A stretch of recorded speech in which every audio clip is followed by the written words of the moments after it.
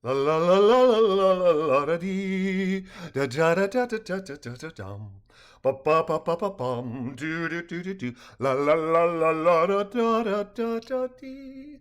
The Vision in White. My 8.5-year-old grandson John often comments to my wife, Hockey talks to everyone. Obviously, this is extreme hyperbole, but additionally, I know how he feels. He feels like an introvert shanghaied by an extrovert. The funny thing is, I'm not an extrovert. I'm simply someone who, at roughly twice the age John is now, realized that introversion is less likely to deliver you to a place brimming with rewards and being gifted with fascinating and highly illuminating conversations than is extroversion. Know what? Being able to make small talk and connect with folks is an essential life skill if you want to actually learn what makes other people tick. I vividly remember the where, when, and why of my revelation concerning the benefits of extroversion. In 1977, 16-year-old me began working at Farrell's Ice Cream Parlor restaurant in Wheaton, Maryland as a soda jerk. A soda jerk at Farrell's had nearly zero interaction with customers. We were line workers, and our job was to make ice cream treats according to very specific guidelines and to do so quickly. While communicating with the servers was an important aspect of being a soda jerk, speed and conformity to standards were by far the two major priorities for jerks, not stroking the egos of the restaurant patrons. My first 2 years at Farrell's, I worked exclusively as a soda jerk, but in 1979, I also began working shifts as a server, or waiter as we were called in the old days. Soda jerks started at minimum wage and got tiny raises in pay based on job reviews and time on the job, while servers were paid $1 per hour plus tips. Assuming the store was busy, it was easy for a server to earn substantially more per shift than either an ice cream jerk or a cook, but the variation in tips received was immense. Fast, courteous service were big factors in how well customers tip, but schmoozing was also an important determinant in how much money a waitress went home with at the end of her shift. As a waiter, I even learned how to light customers' cigarettes, yuck, for them in order to increase my tips. Acting like an extrovert rather than an introvert literally rewarded me with much higher tips. I never did learn something that helped waitresses enormously with tips received, how to be a beautiful teenage girl or young woman, but this advantage went hand in hand with girls and women facing tremendously higher personal safety issues both on and off the job than males. Said enormously higher rate of risk, something females still face as compared to males half a century later. By the way, in 2017, I had just started a new job and talk rolled around to extroversion versus introversion, and my employer described me as an extroverted introvert, a phrase I'd never heard before that I believe describes me to a T. So, where's this heading? Why, to the vision in white, of course, a delusion or illusion I encountered on my Thursday, July 31st, 2025 morning bike ride. For those of you who grew up in the USA and were born before 1992, my father probably wrote the driver's education textbook you ignored in high school, Sportsmanlike Driving. Dad's book focuses on the mental process while driving, a mental process telegraphed by the letters SIPDE. SIPDE is a pseudo acronym that highlights how one should approach the task of driving.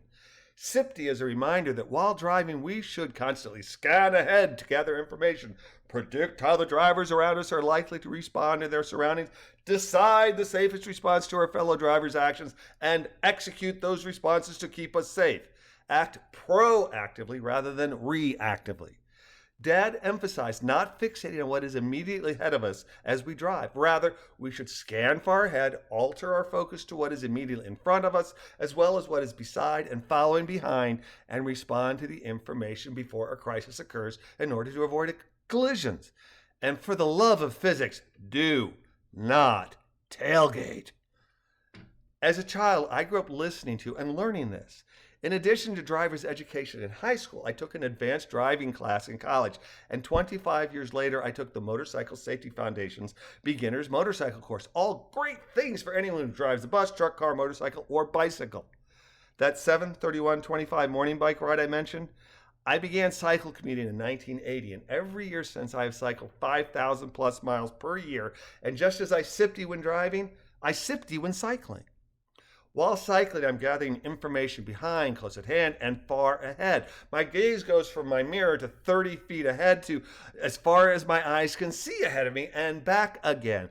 Over and over, I am scanning and processing what I see and responding proactively to potential dangers.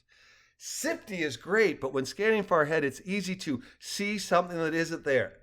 Don't get me wrong, it's not too much LDS back in the 60s. It's just that the human brain tries to make sense of what our eyes see, even when our data is sketchy.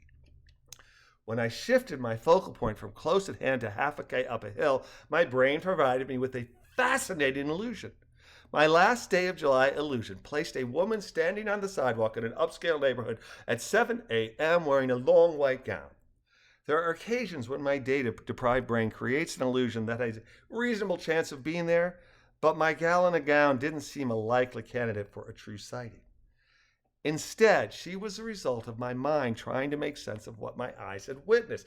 I took another look far ahead and realizing what I actually saw and how I transubstantiated that to a woman in a white gown, I laughed aloud. I thought that what my brain had been fooled in believing was funny enough that I wanted to share it with the woman in the white gown.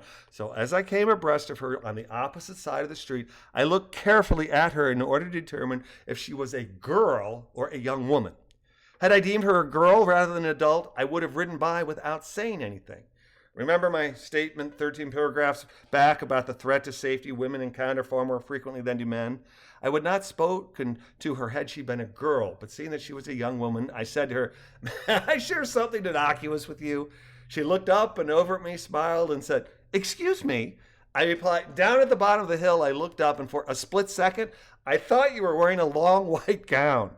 When I got closer, I realized that the white mailbox post hid most of you for a split second, and in that second, I saw you in a long white gown. I did a double take and immediately figured out what happened. I thought it was funny and wanted to share it with you. I hope you don't mind." "Mind?" she asked with a grin. "I don't mind at all, though now I kind of want that long white gown." "Great," I said with a laugh. "The only problem is I don't own a long white gown, though I do have a pink tutu that I wear on special occasions." "Do you?" she asked with a laugh. "I'd like to see you in it." "You never know with me," I replied, "though I don't usually wear it while riding." "Good to know," she said, continuing to chuckle. "Have a good ride." "Thanks," I said. "Have a nice walk," and then cycled my final 4 miles home without seeing anything else that wasn't there. At least as far as I know, anyway.